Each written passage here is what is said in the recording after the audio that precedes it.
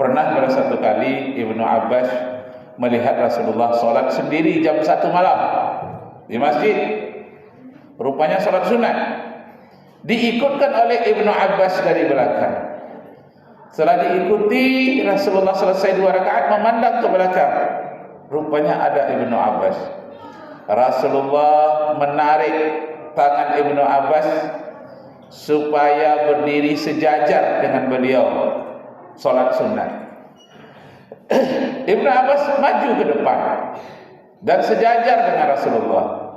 Setelah 1 rakaat berlangsung, Ibnu Abbas mundur sedikit ke belakang Rasulullah sampai sholat selesai.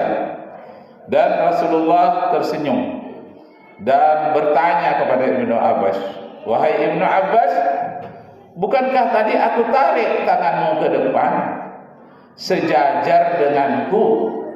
Apa jawab Ibnu Abbas? "Iya Rasulullah, rasanya aku tak layak sejajar denganmu menurut pikiranku. Engkau imam, engkau nabi, engkau rasul. Maka aku mundur sedikit karena aku ingin mengikuti gerakanmu." Tersenyumlah Rasulullah, "Wahai Ibnu Abbas, bagus pemahamanmu tentang agama. Kamu tidak terlalu harfiah. Kalau orang terlalu harfiah, suruh sejajar dengan Rasulullah, iya sejajar saja. Kenapa? Karena begitu disuruh oleh Rasulullah. Kalau tidak begitu bid'ah namanya itu." Tapi Rasulullah tidak mengatakan begitu kepada Ibnu Abbas. Ibnu Abbas, kamu ini bikin bid'ah ya. Lain aku suruh, lain yang aku buat, kau buat. Tapi Rasulullah mengatakan, "Hai Ibnu Abbas, berarti engkau ini paham tentang agama. Amalkanlah doa ini." Dan Rasulullah pun mendoakan Ibnu Abbas, "Allahumma faqihhu fiddin." Ya Allah, dalamkanlah pemahaman agama kepada Ibnu Abbas ini. Wa 'allimna ta'wil wa 'allimhu ta'wil, dan ajarkan kepadanya dengan penalaran tafsir. Jadi kata-kata Rasulullah, ucapannya itu ditafsirkan dengan nalar yang hak, yang disebut dengan aqlus salim atau aqlul haq. Jangan memakai aqlul batil, karena ada orang yang menerjemahkan ucapan Rasulullah, menerjemahkan Al-Quran dengan aqlul batil. Misalnya orang-orang liberal yang banyak di UIN Jakarta, termasuk UIN yang ada di Pekanbaru, ada sedikit yang menganut ajaran liberal. Kalau ajaran liberal ini bagaimana?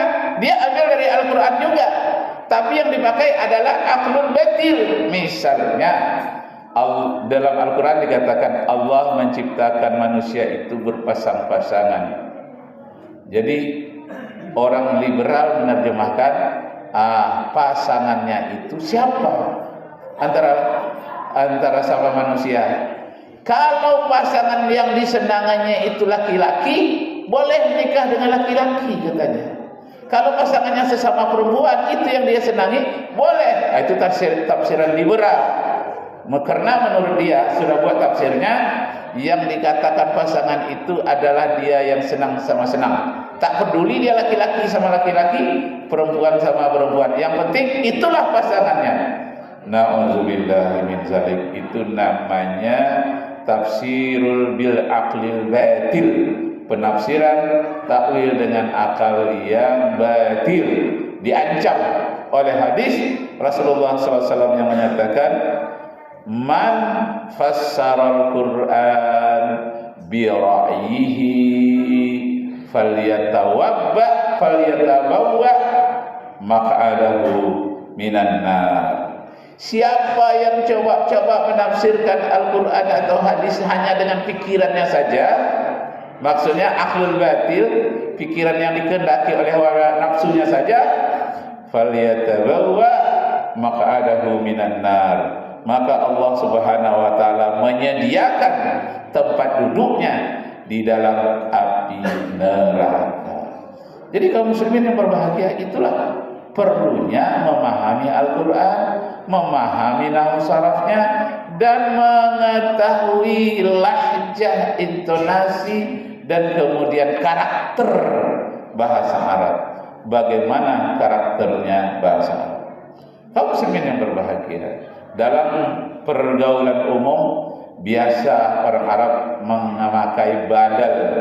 Badal itu pengganti.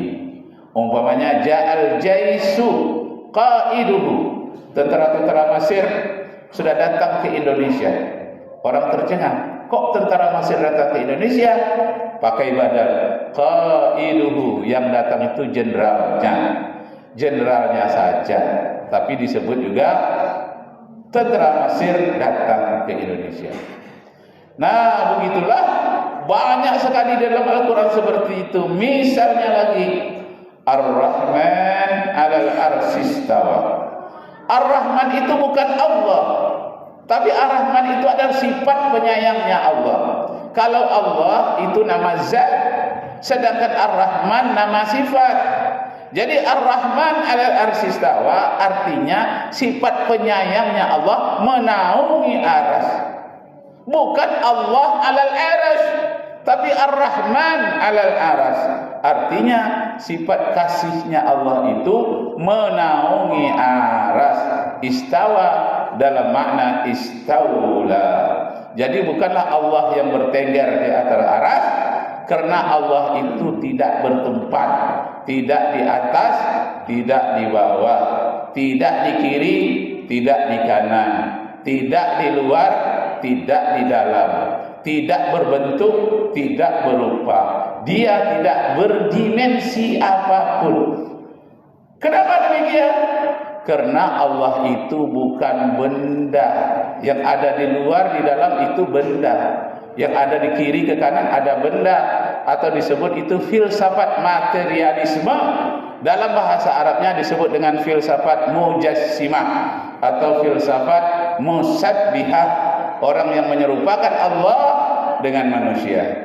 Mentang-mentang dalam Al-Quran dikatakan ya Allah fauqa aydihim, tangan Allah di atas tangan mereka.